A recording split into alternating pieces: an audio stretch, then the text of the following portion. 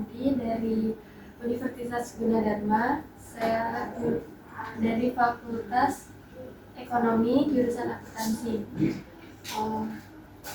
Di sini saya mau melakukan wawancara terkait tentang sosiologi dan politik. Pertanyaan itu pertama, apa saja peran fungsi lembaga kemasyarakatan di kelurahan atau di desa dalam membantu mengupayakan tingkat keeratan kelompok sosial masyarakat? Jadi kalau untuk peran, kalau LPM Karang Taruna PKK kan termasuk lembaga kemasyarakatan ya.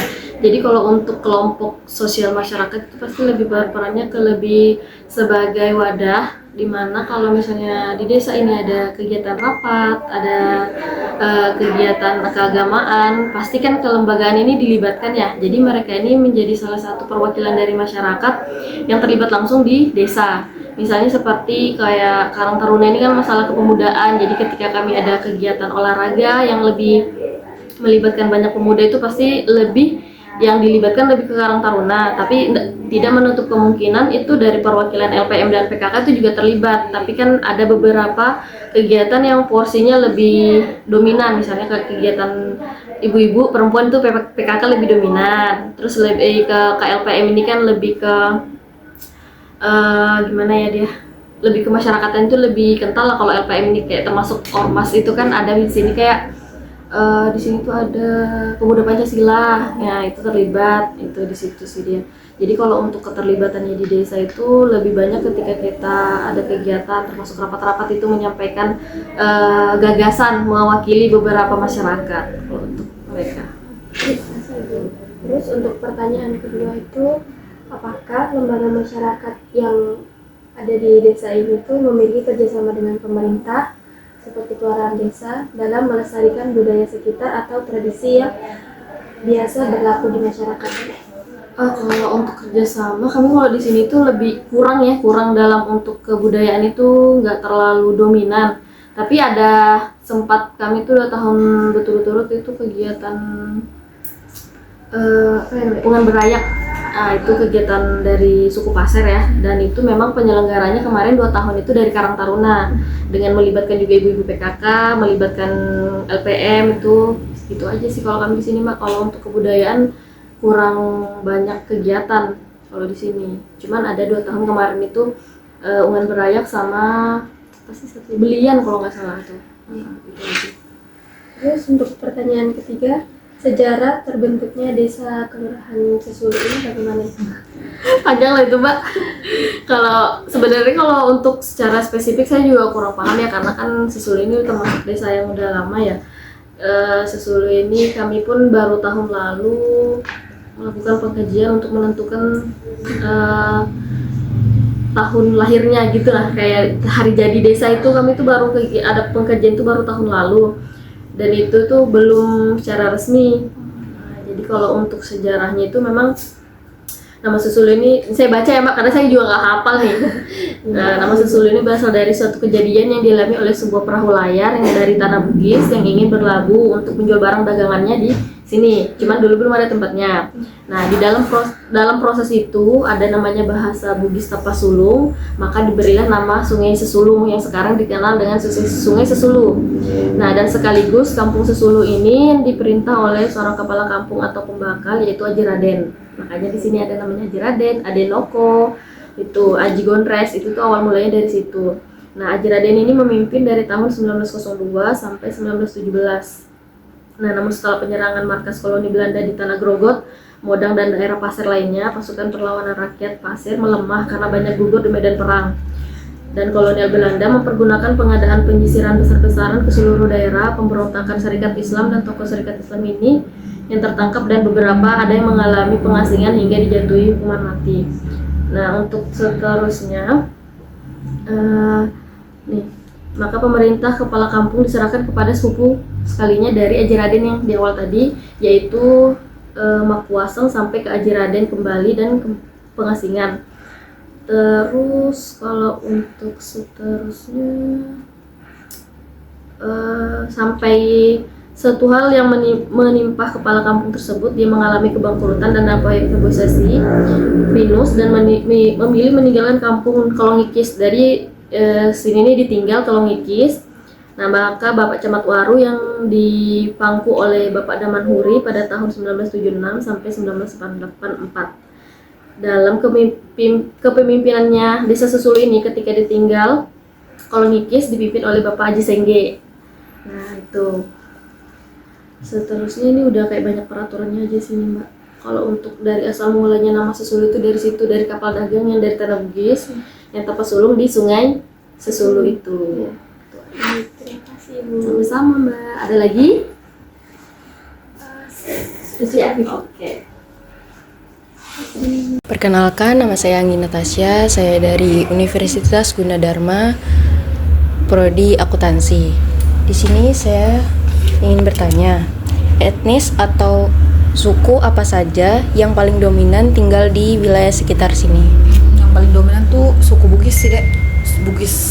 Bugis ada, Jawa, Pasir, cuman nggak seberapa, dikit aja. Selanjutnya, apakah ada tradisi khusus yang sering terjadi di masyarakat sekitar ini? Kalau acara nikahan sih, misalkan kayak adat Bugis kan, misalkan kami adat Bugis itu biasanya kalau nikahan ada tradisi yang namanya mapaci gitu. Itu sih yang paling sering, sama barasanji itu pasti ada. Setelah barasanji dulu baru pasti mapacinya. Kalau adat lain saya kurang paham. Apa saja program unggulan yang saat ini sedang dilaksanakan oleh desa ini? Untuk saat ini sih yang jamur tiram, karena kebetulan dari desa itu habis melakukan pelatihan budidaya jamur tiram. Nah, sementara terus dibuatkan kayak semacam tempatnya gitu kan. Nah, mereka sekarang Desa Wisma sih yang mengembangkan itu jamur tiram. Terus yang kemarin-kemarin tuh ada selada, cuman tapi kayaknya lebih ke jamur tiram deh. Jamur tiram untuk saat ini yang lagi banyak di programnya ibu-ibu Desa Wisma. Oh iya, baik. Terima kasih ya, Ibu. Oh iya, sama-sama. Perkenalkan, nama saya Cindy Satika Sari dari Universitas Gunadarma, Fakultas Ekonomi, Program Studi Akuntansi. Di sini saya akan menanyakan beberapa pertanyaan. Yang pertama itu, apa saja yang memengaruhi kedudukan seseorang dalam masyarakat? Yang kedua, kegiatan sosial apa saja yang masih terjaga di lingkungan sekitar seperti tradisi, budaya, atau semacam kegiatan keagamaan. Dan yang terakhir, apakah ada kegiatan pemerintah yang melibatkan masyarakat untuk menjaga atau membangun wilayah lingkungan tempat tinggal? Dari poin satu dulu ya. Apa tadi, Dre? Apa saja yang mempengaruhi kedudukan seseorang dalam masyarakat? Mungkin yang pertama itu seperti ini ya, pendidikan, kekayaan, keturunan, kekuasaan juga itu bisa mempengaruhi kedudukan masyarakat di wilayah kita. Terus yang poin berapa? Dua ya. Kegiatan sosial apa saja yang masih terjaga di lingkungan seperti tradisi, budaya, atau semacam kegiatan keagamaan? Kalau di sini keagamaannya tuh lebih ke pengajian ibu-ibu yasinan. Itu rutin tiap minggu, Kak? Rutin tiap minggu. Itu kalau untuk di wilayah Sesolo itu ada 2 pengajian ibu-ibu, ada Karuna sama PKK. PKK sama Karuna. Yang ketiga, apakah ada kegiatan pemerintah yang melibatkan masyarakat untuk menjaga atau membangun wilayah lingkungan tempat tinggal? Ada seperti penjaga pos kamling. Karena di setiap RT itu kami mengadakan untuk pos kamling setiap malam. Bukan hanya pos kamling sih, kegiatan-kegiatan seperti pelatihan ke masyarakat.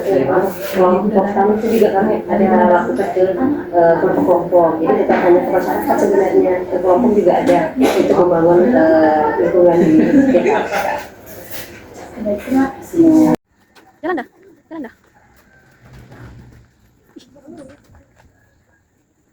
Yang bagus, Je.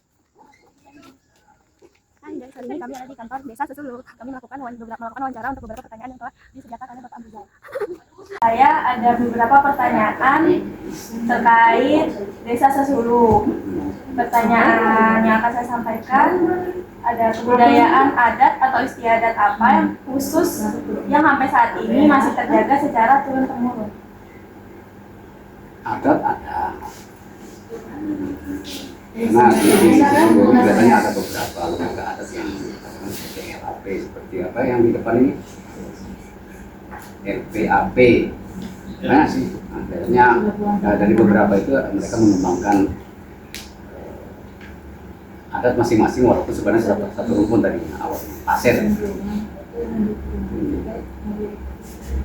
Apakah kegiatan kebudayaan adat istiadat tersebut terpengaruhi dengan masuknya etnis lain yang ikut berbaur pada kelompok sosial, lokal, atau malah sama-sama menjadikan kegiatan kebudayaan menjadi suatu warisan budaya yang patut dilestarikan? Kelihatannya bekerja sama ya, tapi saling merekrut, saling tidak ada mengotak-ngotakkan gitu nah. Artinya siapapun etnis, siapapun sukunya silakan dan mereka turut berbaur. Terus terakhir, apakah ada dampak atau pengaruh terhadap perilaku sosial masyarakat terhadap adanya IKN yang ada di Kecamatan Sepaku? Kurang mengerti saya. Kalau dampaknya ya sekarang sih kelihatannya ada ya. Mau ke detail mungkin ya, karena kita juga belum melihat langsung nantinya dampak apa sebenarnya ini yang sekarang sedang berkembang di sana dan untuk kita juga di sini masih belum bisa lihat. Baik, Bapak, terima kasih, Ya, terima kasih. untuk responnya terhadap pertanyaan saya. Menanyakan beberapa hal. Yang pertama, seberapa jauh masyarakat lokal atau adat dilibatkan dalam proses pembangunan di wilayah sekitar atau dilibatkan dalam mengelola sumber daya alam? Kalau masyarakat lokal sih memang dilibatkan karena kan memang rata-rata kalau desa swakelola kan. Kalau swakelola kan memang menggunakan masyarakat lokal kalau di desa. Ini pekerjaan sehari-hari mayoritas warga sekitar? Kalau kita di sini punya petani, nelayan, sama pekebun sawit. Pertanyaan terakhir, bagaimana konflik agraria yang terjadi? Apakah berkepanjangan atau dapat diselesaikan secara kekeluargaan?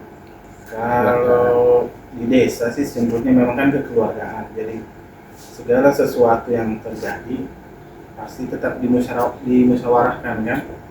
Jadi apapun yang terjadi biasanya cenderung penyelesaian musyawarah dan kemungkinan besar pasti terselesaikan. Baik Pak, terima kasih atas wawancaranya.